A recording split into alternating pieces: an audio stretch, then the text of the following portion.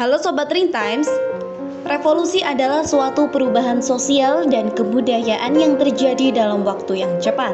Nah, revolusi bisa terjadi dengan tanpa adanya perencanaan, terus juga dapat dilakukan dengan tanpa kekerasan.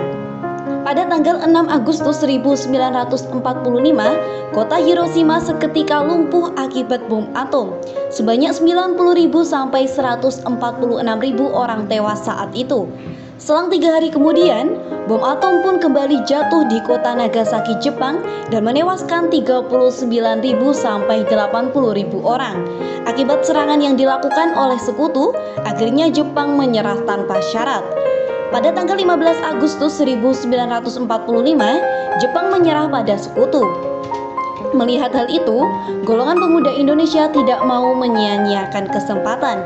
Mereka kemudian menculik Soekarno dan Muhammad Hatta dan membawanya ke Rengas Dengklok. Soekarno-Hatta didesak untuk segera melakukan pertemuan golongan tua dan golongan muda menjelang proklamasi.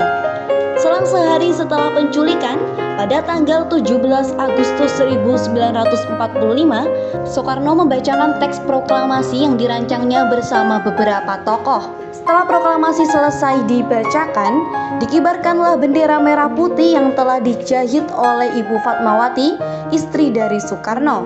Namun, kebahagiaan itu tidak bertahan lama. Belanda kembali datang, mereka berusaha menegakkan kembali kekuasaan di Indonesia. Rakyat Indonesia pun tidak terima dan mulai melakukan perlawanan. Saat itulah perjuangan revolusi Indonesia dimulai.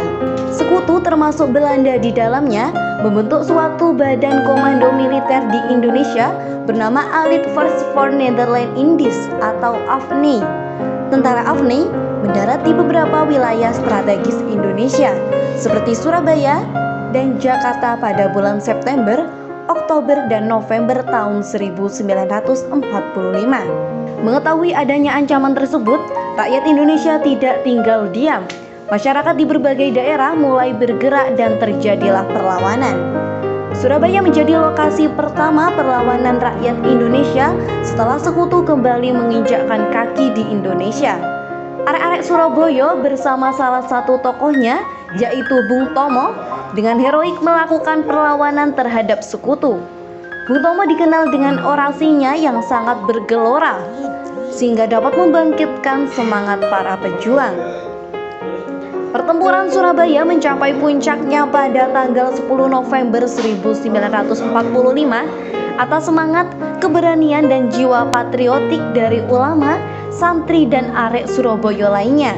Tanggal 10 November kemudian dijadikan sebagai Hari Pahlawan.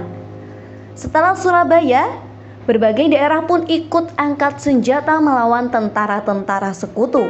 Belanda baru mengakui kedaulatan Indonesia setelah dilaksanakannya konferensi meja bundar pada tanggal 2 November 1949. Di perjanjian sebelum-sebelumnya, Belanda dan sekutu terus berkhianat. Proses perlawanan rakyat Indonesia terhadap upaya pendudukan kembali yang dilakukan oleh sekutu kurang lebih selama 5 tahun. Revolusi Indonesia terjadi mulai dari tahun 1945, yaitu saat Soekarno membacakan teks proklamasi, sampai Belanda dan para sekutu mengakui kedaulatan Indonesia pada akhir tahun 1949. Oke Sobat Ring Times, terus support channel ini dengan cara like, comment, and subscribe serta share video ini ke sosial media kalian. Dan nantikan video-video kami berikutnya. Sampai jumpa.